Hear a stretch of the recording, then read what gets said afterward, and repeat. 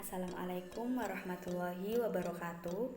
Perkenalkan, nama saya Nurul Iza Rahmania. Saya adalah mahasiswa Ilmu Komunikasi semester 6 di Universitas 17 Agustus 1945, Surabaya. Saya akan menjelaskan tentang Karl Marx dan pemikiran-pemikirannya. Karl Marx ini lahir di Trier dalam keluarga kelas menengah. Marx belajar ilmu hukum dan filsafat Hegelian.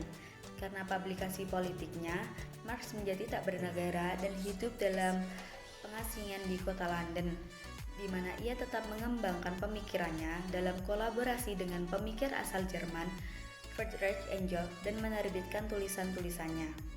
Melakukan riset di ruang baca British Museum. Karya terkenalnya adalah pamflet tahun 1848, Manifesto Komunis, dan karya 3 volume Das Kapital. Pemikiran politik dan filsafatnya memiliki pengaruh pada sejarah intelektual, ekonomi, maupun politik pada masa berikutnya, dan namanya dipakai sebagai adjektif, pengucapan, dan aliran teori sosial. Marx lahir pada tanggal 5 Mei 1818 dari pasangan Heinrich Marx dan Henriette Pressburg. Ia lahir di Birkengasse 664 Trier, sebuah kota yang saat itu bagian dari provinsi Rhine-Hillir, Kerajaan Prusia. Marx berdarah Yahudi, kakek pihak ibunya adalah seorang rabi Belanda, sementara garis ayahnya meliputi para rabi Trier sejak 1723. Sebuah peran yang diambil oleh kakeknya, Mayer Helvy Marx. Ayahnya yang pada masa kecil disebut sebagai Herschel adalah orang pertama dalam keluarganya yang meraih pendidikan menengah, dan ia menjadi pengacara dan hidup relatif makmur dan dalam lingkup kelas menengah. Dengan keluarganya memiliki kebun anggur Mosel. Marx adalah sepupu ketiga yang sempat dihapuskan dari penyair romansa Jerman Heinrich Heine, yang juga lahir dalam keluarga Yahudi Jerman di Rhineland, yang kemudian menjadi koresponden giat pada kehidupan berikutnya. Pada Oktober 1835, di usia 17 tahun, Marx masuk Universitas Bonn untuk belajar filsafat dan sastra. Namun ayahnya mendorong bidang hukum sebagai bidang yang lebih terapan, karena ayahnya adalah ahli hukum yang berpendidikan tinggi dan sejahtera, dan berharap anaknya mengikuti jejak sang ayah. Sehingga pendidikan Karl Marx menjadi studi jurisprudensinya di Universitas of Bonn tahun 1835. Pemikiran-pemikiran Marx. Yang pertama yaitu materialisme historis. Marx memahami pengucilan sebagai sebuah fenomena historis dan sosial yang berkaitan dengan kebangkitan pribadi dan pembagian kerja. Marx berpendapat kesadaran manusia terkondisikan oleh silang pengaruh dialektika antara subjek atau individu dalam masyarakat dan objek atau dunia material di mana kita hidup. Dengan demikian, sejarah adalah proses berkelanjutan dari pencipta, kepuasan, dan penciptaan ulang kebutuhan manusia. Menurut analisis Marx, cara manusia memenuhi kebutuhannya menjadi pondasi masyarakat. Sistem sosial dan politiknya menjadi superstruktur pondasi utama yang dibangun di atas pondasi ini. Materialisme historis berarti bahwa cara memproduksi kebutuhan hidup pada akhirnya menentukan ide-ide dan institusi pada masanya. Di bawah dunia kapitalisme, satu kelas hidup lewat kepemilikan, sementara yang lain lewat pekerjaan. Kepentingan kelas borjuis dan proletar adalah bertentangan. Para pemilik mempertahankan properti mereka, dan para pekerja mempertahankan kemanusiaan. Menurut Marx, suatu pemahaman ilmiah yang dapat diterima tentang gejala sosial menuntut si ilmuwan untuk mengambil sikap yang benar terhadap hakikat permasalahan itu. Hal ini mencakup pengakuan bahwa manusia tidak hanya sekedar organisme material. Sebaliknya, manusia memiliki kesadaran diri, di mana mereka memiliki suatu kesadaran subjektif tentang dirinya sendiri dan situasi-situasi materialnya. Yang kedua yaitu alienasi. Konsep keterasingan atau keterkucilan cukup memiliki arti penting dalam tulisan-tulisan Marx. Yang Hegelian memberikan satu konsepsi idealistik terhadap penggunaan metafisis Hegel atas pengertian tersebut. Begitu juga dipengaruhi humanisme Feuerbach. Marx meninggalkan idealisme dan memberikan pengertian konkret lewat penakarannya ke dalam proses pekerja, dan dengan demikian meneguhkan sebuah basis kritik humanistik terhadap masyarakat kapitalis. Menurut Marx, pekerja dan produknya menerima satu keberadaan yang terpisah dari individual segera setelah properti pribadi dan pembagian kerja berkembang. Pemisahan ini menghasilkan pengucilan pekerja. Yang ketiga yaitu dari kapitalisme menuju komunisme. Terhadap beberapa tahap yang menandai peralihan kapitalisme menuju komunisme. Yang pertama yaitu pencapaian dan konsolidasi supremasi politik oleh kaum proletariat. Yang kedua yaitu sosialisasi alat-alat produksi, dan yang terakhir adalah akhirnya masyarakat komunis. Langkah-langkah pertama adalah membawa kaum proletariat pada kelas penguasa dan merampas kontrol negara.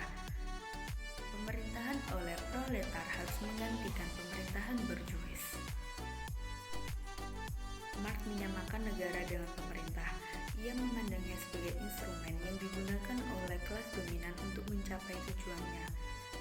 Selama keadaan sosialisme, ia akan digunakan oleh masyarakat proletariat demi kepentingan semua orang. Dengan demikian, negara berfungsi sebagai penghancur kapitalisme. Setelah tugasnya tercapai, tidak lagi diperlukan negara atau pemerintah. Tahap final komunisme akan tercapai ketika semua pembagian kelas dan semua produksi dikonsentrasikan di tangan asosiasi semua bangsa. Ketika keadaan ini tercapai, maka tidak lagi dibutuhkan pemerintahan politik. Nah, apa sih kelas borjuis itu? Kelas borjuis itu adalah kelas yang memiliki alat produksi. Dalam masyarakat kapitalis, kelas yang paling dominan adalah kelas borjuis. Kelas borjuis dibedakan menjadi dua, yaitu kelas borjuis dominan dan kelas borjuis kecil. Kelas borjuis dominan yang terdiri dari kapitalis-kapitalis besar dengan perusahaan raksasa yang memperkerjakan banyak buruh. Di antara kapitalis-kapitalis yang dominan juga dapat dibedakan antara kapitalis uang dan kapitalis industri. Yang ketiga yaitu borjuis kecil. Borjuis kecil dapat terdiri dari pengusaha-pengusaha toko, pengrajin-pengrajin kecil, dan semacamnya, yang kegiatan operasinya jauh lebih kecil. Ada juga kelas proletariat. Proletariat merupakan suatu kelas yang memiliki mata rantai yang radikal. Proletariat merupakan suatu lingkungan masyarakat yang mempunyai satu sifat universal. Karena penderitaan universalnya yang tidak menuntut satu hak khusus pun karena tidak ada kesalahan khusus, namun malah kesalahan tanpa syarat yang dibebankan kepadanya. Dapat disimpulkan bahwa proletariat itu merupakan kelas yang masyarakatnya tidak memiliki alat produksi, sehingga ia hanya bisa menjadi buruh bagi kaum pemilik modal atau alat produksi. Yang keempat yaitu teori ekonomi Marxian. Revolusi 1870 menghasilkan dua perubahan yang amat berkaitan satu sama lain. Pertama, ia mengubah fokus dalam teori ekonomi dari masalah-masalah ekonomi makro tentang pertumbuhan dan distribusi ke masalah-masalah ekonomi mikro tentang pengambilan keputusan ekonomi. Kedua, ia memperkenalkan teknik-teknik marginalis, sebuah cabang dari matematika terapan yang secara khusus ditambahkan untuk menganalisis pilihan rasional.